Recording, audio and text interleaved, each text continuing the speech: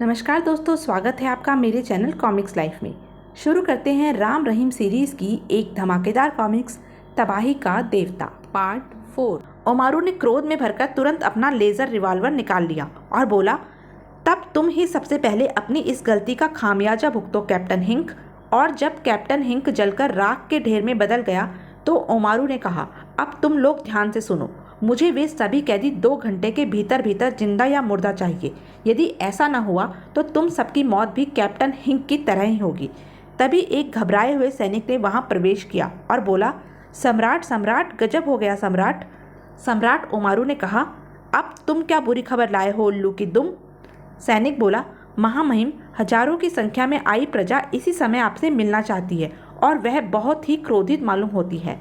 सम्राट ओमारू बोला, जरूर वे उन कैदियों द्वारा मचाई गई तबाही के सिलसिले में ही मिलना चाहते होंगे, लेकिन इस समय हम परेशान हैं और उनसे कतई नहीं मिलना चाहते। जाओ उनसे कह दो। सैनिक ने कहा, यह हम उनसे पहले ही कह चुके हैं सम्राट, लेकिन वे बिना मिले वापस लौटने के लिए तैयार नहीं हो रहे। सम्राट ओमारू ने कहा, तो सैनिकों से कहकर उन्हें खदेड़ दो। जनरल मोंटो बोला, ठहरिए महामहिम, ऐसा करना उचित न होगा। सम्राट ओमारू ने कहा, क्यों उचित नहीं होगा जनरल। जनरल मोंटो बोला, ऐसा करने से प्रजा शुद्ध होकर बगावत पर भी उतर सकती है, तब समस्या और विकट हो जाएगी। मेरे विचार से तो इस समय उन्हें चलकर ढांढस बंधाना ही उचित होगा। सम्राट ओमारू ने कहा, ओ ठीक है, हम चलते हैं, लेकिन तुम सैनिकों को किसी भी स्थिति से निपटने के लिए तैयार रहने का आदेश दे दो। हमें प्रजा के आसार कुछ अच्छे नहीं दिखाई दे रहे हैं। कुछ देर बाद सम्राट ओमारू जनरल मोंटो व अन्य उच्च अधिकारियों के साथ साथ बहुत से सैनिकों को लेकर अपने महल के बुर्ज पर पहुंचा, जबकि राम, जो कि महल में होने वाली उनकी तमाम बातचीत सुन चुका था, अदृश्य हो तमाशा देखने के लिए आकाश में मंडरा रहा था।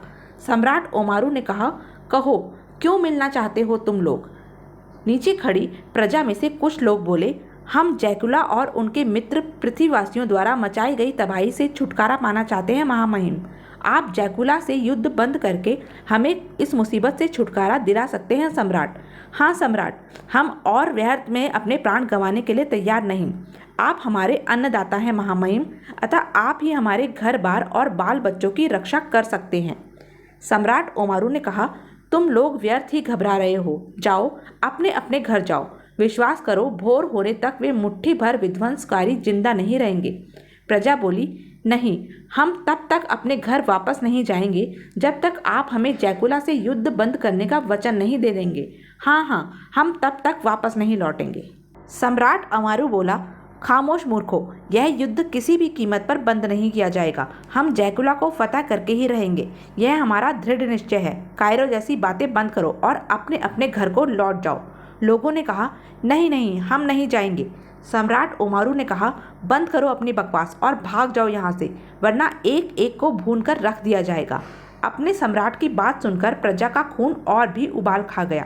वह बोले, सम्राट ओमारू मुर्दाबाद, यह जानलेवा युद्ध बंद करो, हम शांति चाहते हैं। सम्राट ओमारू ने कहा, तुम लोगों की यह हिम्मत, सैनिकों, भून डालो इन सबको। जनरल मोंटू बोला, ठहरिए सम्राट, ऐसा करना उचित नहीं होगा, यह प्रजा के साथ अन्याय है। सम्राट ओमारू ने कहा, तुम खामोश रहो बुज़दिल, तुमसे मैं बाद में निपटूंगा। सैनिकों, आदेश का पालन करो।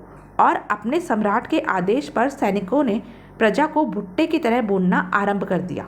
राम ने सोचा, उफ, यदि उन्हें नहीं रोका गया तो निर्दोष प्रजा नाहक ही मारी जाएगी।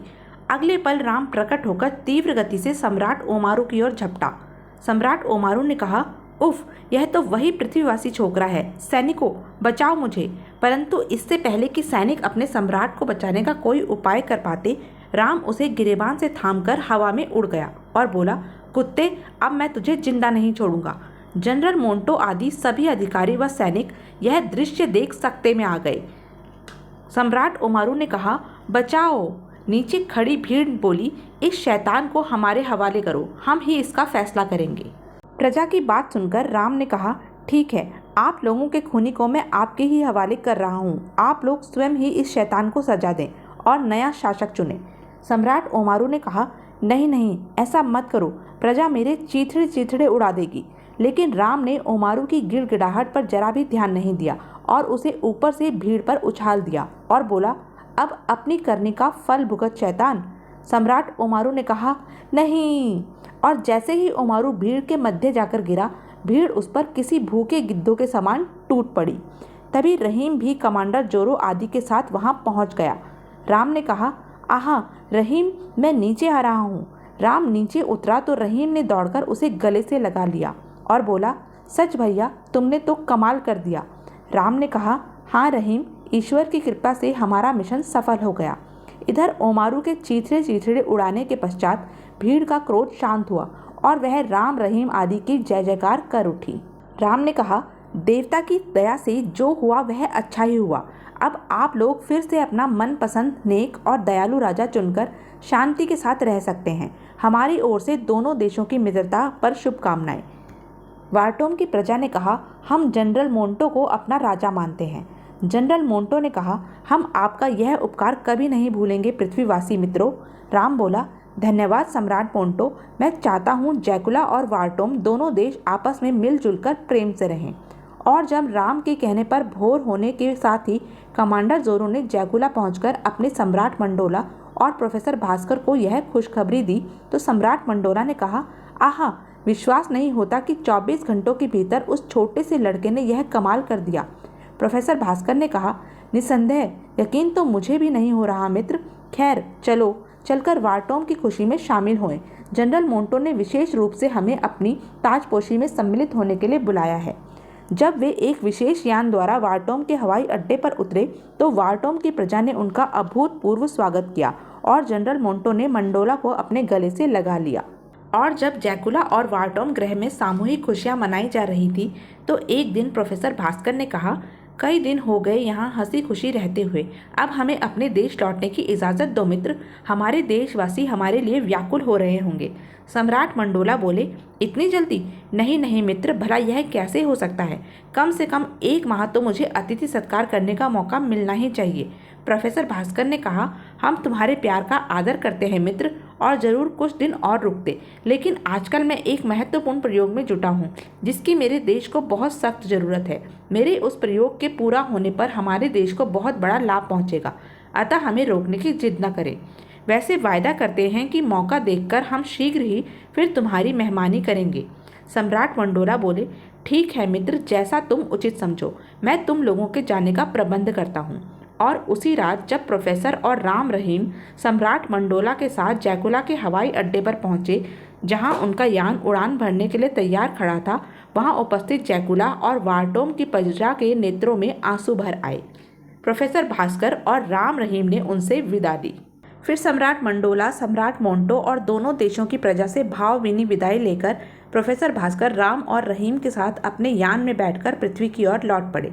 और जब उनके यान ने भारत के एक हवाई अड्डे पर लैंड किया तो वहां पहले से ही हजारों लोगों एवं देश के बड़े बड़े उच्च अधिकारियों के साथ साथ चीफ मुखर्जी व राम के मम्मी डैडी भी उनके स्वागत के लिए उपस्थित थे, क्योंकि प्रोफेसर भास्कर ने पृथ्वी की कक्षा में प्रवेश करने के साथ ही अपने देश के हवाई कंट्रोल को सारी बात बताकर अपने वापस लौटने का संदेश दे दिया था।